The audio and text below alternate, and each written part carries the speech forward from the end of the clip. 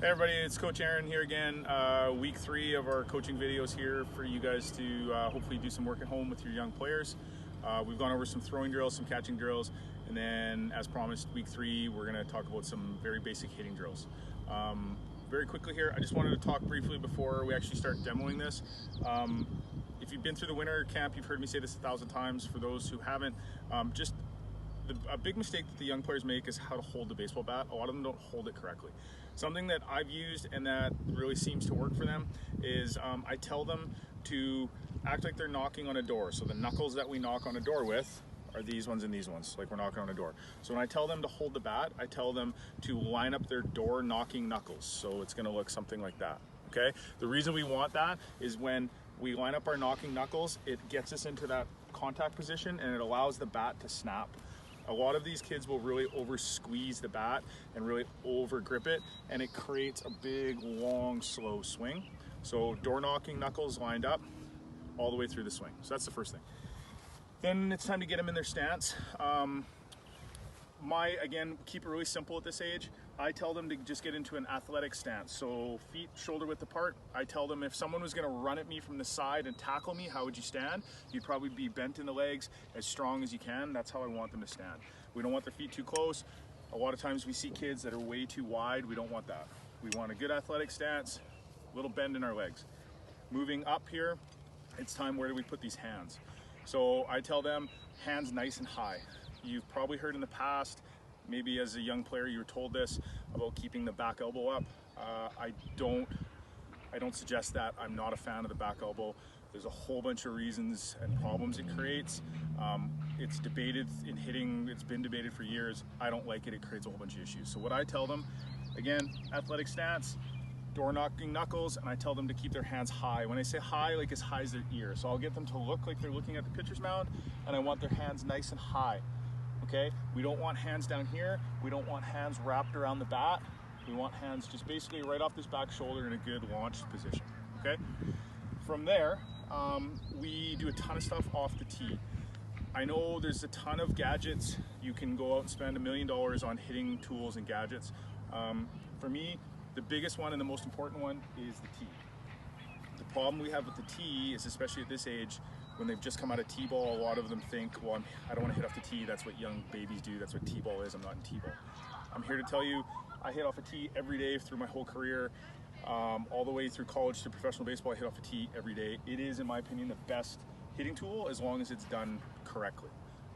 If you're going to invest in anything, any type of hitting tool, I would strongly suggest a tee. It doesn't have to be an expensive one. You can go to Walmart and get any tee. You can really accomplish a lot with a young hitter as a tee. So let's talk about how we set them up on the tee. I'll just turn this sideways. A lot of mistakes from coaches I see is the kids are in a bad position or they're not lined up properly in the tee right off the start. So what we see a lot is the kids will be too close, or they'll be way too far away, or the ball and the tee will be way too far back in their stance, or it'll be way too out in front. They're only 7, 8, 9 years old. We want them to focus on hitting the balls up the middle, line that tee up right down the middle of the plate and somewhere right off the outside edge of their front foot, okay? It allows them to get a nice little stride and to hit that baseball out in front and hit the ball up the middle, which is what we want. If it's too far back, they end up tying themselves up. If it's too far out in front, they end up reaching for the ball and they just hit little ground balls. So right off that outside edge of the front foot, give ourselves a little bit of distance, and again, good athletic stance, door knocking knuckles, hands high, and then we can go into the swing path, okay? Then it's called what's going into the load position. So the load position is when we are just very easily gonna take our weight and shift it back on that front leg. I tell them the cheek, our back cheek, if we think about putting our back cheek right over top of our kneecap, that's where we wanna be.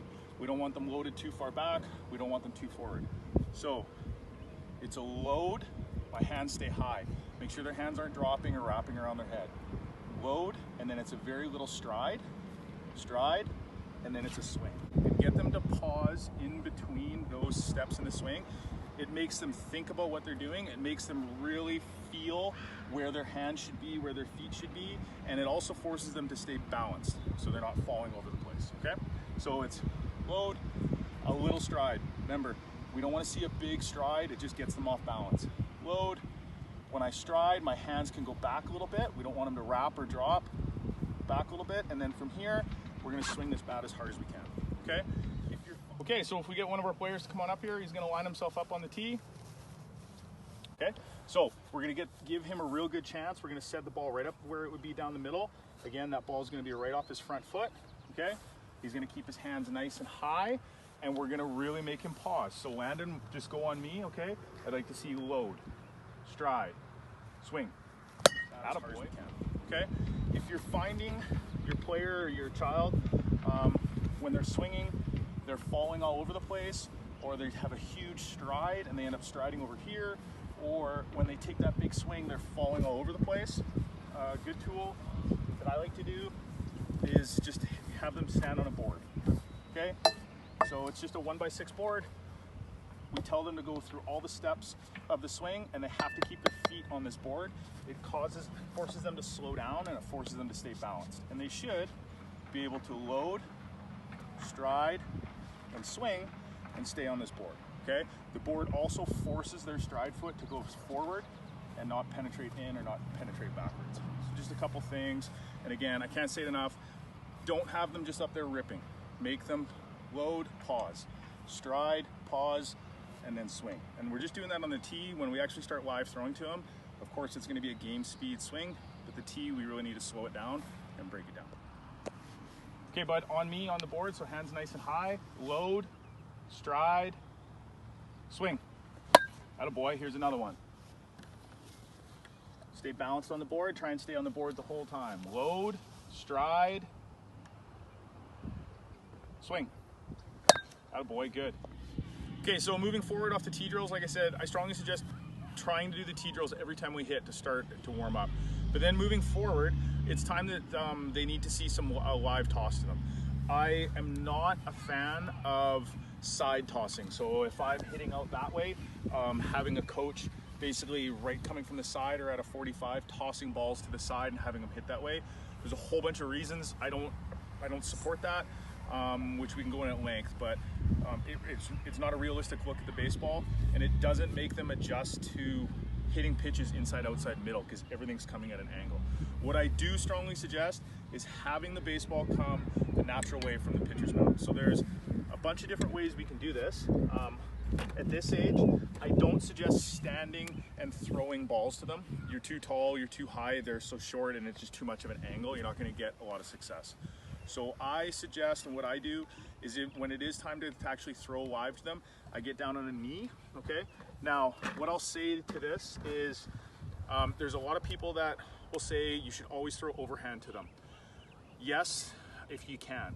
If you have the ability and the arm to actually have a good arm action and consistently throw strikes overhand, by all means do that.